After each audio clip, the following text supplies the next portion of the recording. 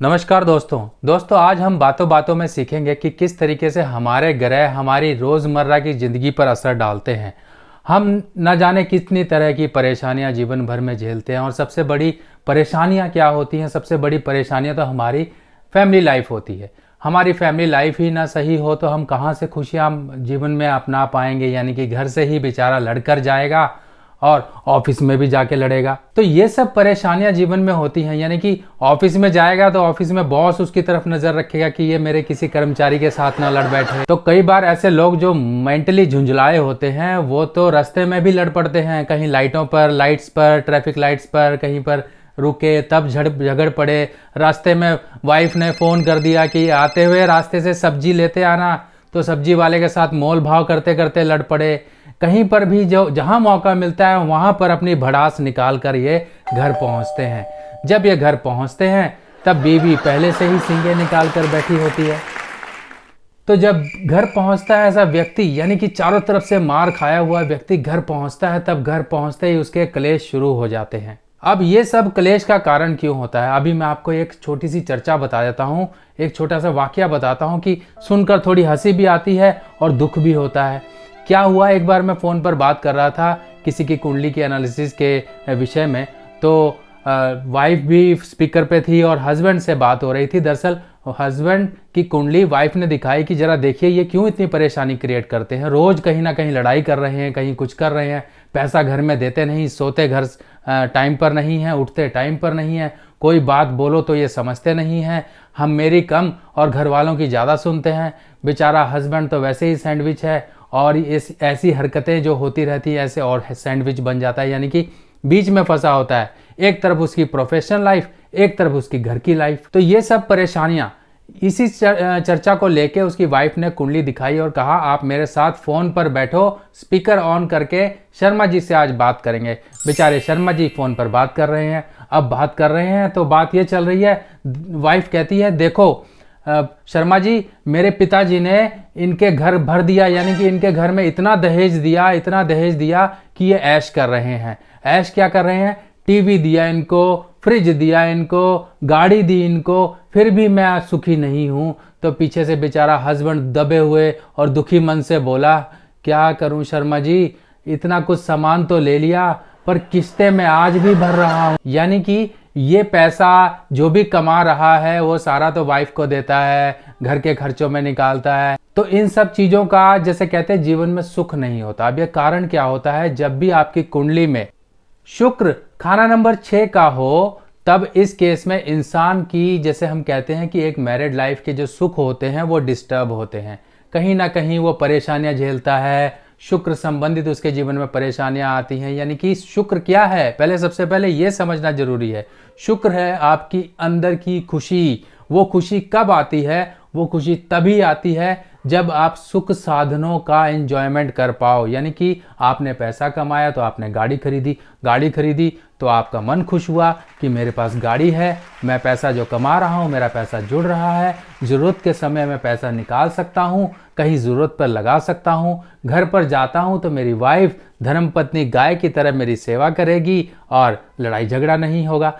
तो ये सब परेशानियां जो इंसान के जीवन में आती हैं तो ये सब शुक्र के कारण आती हैं मेरे भाई। शुक्र ही परेशानी वाला कारण है। चलो एक मजे की बात है तो एक कहानी और सुना देता हूँ। एक बेचारा व्यक्ति, चलो मनोज का ही नाम लगा देते हैं, किसी और का नाम तो नहीं ले सकते, मनोज का नाम लगा देते हैं। एक बेचारा मनोज भाई था, बहुत परेशान था। ऑफिस जाता था तो उसके ऑफिस वाले उस पर रोज़ ताने जड़ते थे, तू काम नहीं करता, तू काम चोर है, तेरे को नौकरी से निकाल देंगे, लात मार के बाहर कर देंगे, तेरा मेरा करियर खराब कर देंगे। पता नहीं कितनी परेशानियां तो बेचारा ऑफिस में झेलता था, पर जब घर आता था घर पर भी काएं चिक चिक ये वो अटरम शटरम उसकी जीवन यानी कि एक तला हुआ पापड़ बन चुकी थी कि कहीं से भी कोई तोड़ लेता था। तो अब ये हालात इंसान के जीवन में कब बनते हैं, वो भी शुक्र की खराबी है। तो ये सब जीवन में परेशानियां झेल के बेचारा मनोज सोचा कि यार आज मैं सुसाइड ही कर लेता हूँ। सुसाइड करने से पहले का सोचा उसने कि यार ये जो मेरे जीवन का लेखा जोखा है, जो मैंने किसी से लेना है या किसी से देना है, किसी को कुछ करना है, अपनी धर्मपत्नी को भी लिख जाऊं कि मैं मर क्यों रहा हूं, ये सब करने के लिए बेचारा अपनी जेब से कागज़ निकालता है और जैसे ही पेन निकालता है, अब ये सारी घटना कहाँ हो रही होती है, यानी कि वो मरने के लिए कहीं नदी के किनारे जाता है। तो नदी के किनारे जैसे ही बैठता है, कागज़ पेन, जैसे ही पेन बाहर निकालता है, पेन निकालता है तो उसका पेन जाके नदी में गिर जाता है। तो मनोज बेचारा कहता है कि मुझसे पहले तो मेरे पेन ने आत्महत्या कर ली, कि देखो मेरी फूटी किस्मत, एक आखिरी समय में कुछ लिखने लगा था, वो पेन भी पानी में चला गया। तो बेचारा अपनी किस्मत को ऐसे पकड़ के रो रहा होता है, तभी एक कहानी याद आ जाती है, यानी कि कहानी बीच में आ जाती है। कहानी कैसे बीच में आती है, वो आपने लकड़हारे वाली कहानी सुनी होगी कि लकड़ी काट रहा था लकड़हारा, उसकी कुल्हाड़ी पानी में जा गिरती है तो जल देवता बाहर निकलते हैं। तो वही सेम उसके साथ कहानी शुरू हो गई। कैसे? जल देवता बाहर निकले, जल देवता ने पहले उसे कहा, लो बेटा ये तुम्हारा सोने का पेन पानी में गिर गया था। तो बेचारा मनोज कहता है, प्रभु मेरे पास इतना पैसा तो है नहीं, ये 2 रुपए का पेन मैंने अपनी जेब से रखा था, वो पानी में गिर गया है, वो पेन मुझे दिला दीजिए। तो जल देवता दोबारा डुबकी लगाते हैं, फिर बाहर निकलते हैं, पेन लेकर आते हैं और कहते हैं, लो बेटा ये तुम्हारा चांदी का पेन पानी में गिर गया था। तो मनोज कहता है, प्रभु मजाक ना करो, मेरी ज़िंदगी वैसे ही मजाक बन चुकी है और इसके साथ साथ आप इतने सारे पेन ला रहे हैं, मेरा एक्चुअल का जो पेन था वो 2 रुपए का था, वो निकाल के दीजिए। तो फिर दोबारा से जल देवता पानी में डुबकी लगाते हैं, फिर एक पेन लेकर आ जाते हैं। अब वो पेन होता है सोने चांदी से जड़ा हुआ, हीरे जवाहरात जड़े होते हैं। मनोज कहता है, प्रभु मेरा आखिरी समय है, कम से कम इस समय में मजाक तो ना करो मेरे साथ, मेरा पेन 2 रुपए का था, वो लाके दे दीजिए मुझे, और मुझे कुछ नहीं चाहिए, मैं जीवन से हार चुका हूँ। तो फिर दोबारा जल देवता पानी में डुबकी लगाते हैं और अब की बार उसका वो 2 रुपए वाला पेन लेकर आते हैं। 2 रुपए वाला पेन लेकर आते हैं, उसे देते हैं मनोज को कि ये ले तेरा 2 रुपए वाला पेन। फिर अब जल देवता इतने खुश हो जाते हैं, कहते हैं नहीं, तुझे इनाम के तौर पे और तेरी ईमानदारी के तौर पे तुझे एक सोने का पेन, तुझे एक चांदी का पेन और तुझे हीरे जवाहरात से जड़ा हुआ पेन, ये सब तुझे मुफ्त में मैं देता हूँ। अब मनोज कहता है, वाह रे प्रभु इतनी कृपा, यानी कि मैं तो एक 2 रुपए की पेन के पीछे मरने की कोशिश कर रहा था, सब कुछ कर रहा था, यहाँ जीवन से परेशान हो गया था, पर तूने इतना धन दे दिया, इतनी सारी महंगी चीज़ें दे दी कि मेरा जीवन सुखी हो गया। अब मैं घर जाता हूँ, धर्मपत्नी को दिखाऊंगा।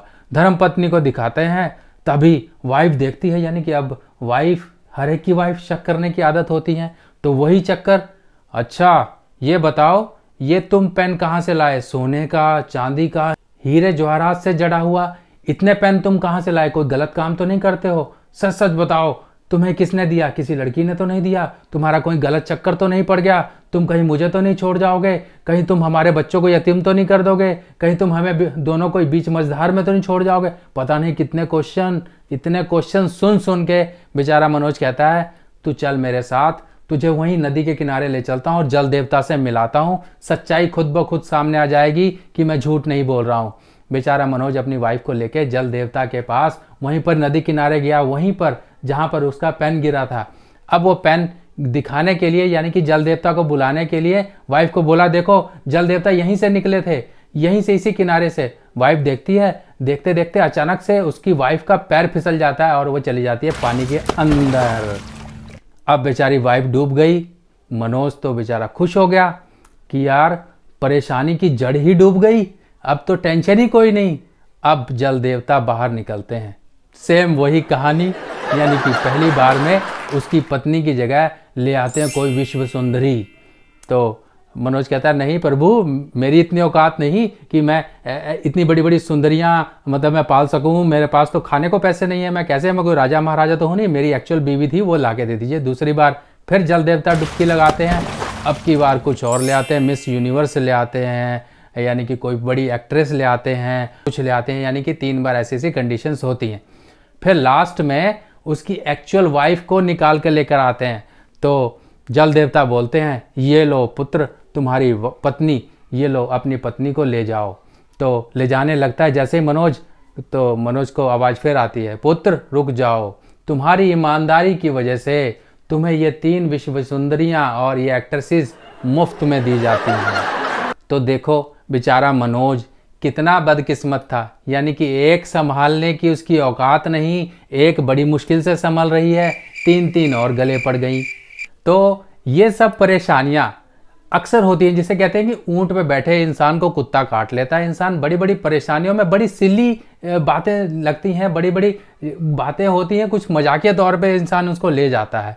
पर आपकी ज़िंदगी मजाक ना बने, आपकी ज़िंदगी मनोज की तरह ना रहे, तो उसके लिए अपने शुक्र को सही रखिए, शुक्र के उपाय करते रहिए। आजकल की परेशानियां ही 3 हैं जो मैं अक्सर आपको कहता हूँ: धन, माया और आपकी वैवाहिक जिंदगी, यानी कि शादीशुदा जिंदगी। धन की परेशानी शुक्र है, माया आपकी इंजॉयमेंट, इसकी परेशानी शुक्र है, मैरिड लाइफ का सही ना होना, इसकी परेशानी शुक्र है। तो इन सबको सही करने के लिए बिल्कुल सिंपल रेमेडी है। अब हमारे बड़े बुजुर्ग बता के गए, पर हमने उसको समझा नहीं, हमने उसको माना नहीं।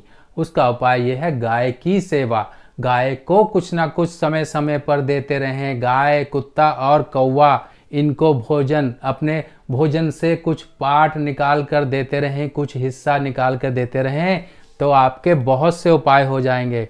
शुक्र के लिए अपनी आसपास देखिए गाय वगैरह है तो उसको चारा खिलाते रहें। चारा नहीं है तो ज्वार ले लीजिए, बीज भंडार की दुकान से मिल जाएगा, कोई चक्की से मिल जाएगा, कहीं दुकानों से भी मिल जाती हैं। ज्वार लीजिए, ये गाय को शुक्रवार के दिन खिलाते रहिए। अपने जीवन साथी के वजन का 10वां हिस्सा ये आप गाय को देते रहिए। अगर शुक्र खाना नंबर 8 में है तो गाजर या जिमीकंद धर्म स्थान में दान देते रहिए। एक मोती पहनिए। अगर जीवन साथी का स्वास्थ्य खराब रहता है तो उसके वजन के बराबर ज्वार लेके आप जमीन में गड्ढा खोद के दबाइए। और ये सब उपाय छोटे छोटे हैं, ये करते रहिए तो आपकी ज़िंदगी मनोज नहीं, आपकी ज़िंदगी मनोज से कहीं बढ़कर होगी और अच्छी होगी। आप भी अपनी लाइफ को एंजॉय करेंगे, कुड़ कुड़ के नहीं मरोगे, जिसे कहते हैं कि एक अच्छा जीवन रहेगा। तो दोस्तों, आपके लिए ये छोटी इन्फॉर्मेशन थी, आपको कैसी लगी? और ये नए तरह का जो मैंने सेटअप लगाया है आपके लिए, आपको ये कैसा लगा ज़रूर मुझे कमेंट सेक्शन में बताइएगा। नई वीडियो में फिर मिलते हैं, तब तक के लिए आज्ञा दीजिए। नमस्कार।